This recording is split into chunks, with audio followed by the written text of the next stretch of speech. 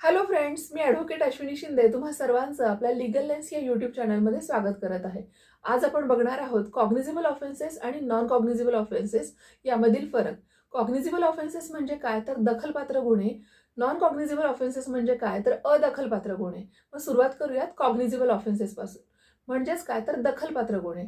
दखलपात्र गुन्हे म्हणजेच काय की ज्या गुन्ह्यांमध्ये पोलीस ऑफिसर डायरेक्टली तपास करू शकतात, आरोपीला अटक करू शकतात, ज्या गुन्ह्यांचं स्वरूप गंभीर असतं अशा स्वरूपाच्या गुन्ह्यांना आपण कॉग्निझेबल ऑफेन्स असं म्हणतो. जसं की एखादा मर्डरची केस आहे, रेपची केस आहे, हाफ मर्डरची केस आहे, ज्या गुन्ह्यांचं गांभीर्य जास्त आहे अशी प्रत्येक गुन्हा जो आहे तो कॉग्निझेबल ऑफेन्स आहे, ज्यालाच आपण दखलपात्र गुन्हा असं म्हणतो.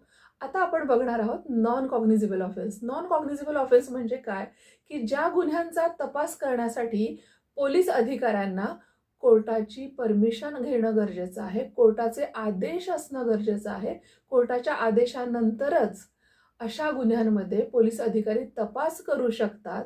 अशा प्रत्येक गुन्ह्याला आपण नॉन कॉग्निझेबल ऑफेन्स म्हणजेच अदखलपात्र गुन्हे असं म्हणू शकतो.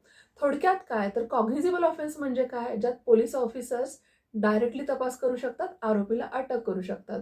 आणि नॉन कॉग्निझेबल ऑफेन्स म्हणजे काय की ज्याच्यामध्ये पोलीस ऑफिसर्स कोर्टाच्या आदेशाशिवाय कुठलाही तपास करू शकत नाहीत, त्याला आपण नॉन कॉग्निझेबल ऑफेन्स म्हणतो. कॉग्निझेबल ऑफेन्सचं स्वरूप हे गंभीर असतं, नॉन कॉग्निझेबल ऑफेन्सचं स्वरूप हे थोडं सौम्य राहतं. तर आजचा आपला नॉन कॉग्निझेबल आणि कॉग्निझेबल ऑफेन्स यातला फरक तुम्हा सर्वांना समजला असेल असं मी गृहीत धरते.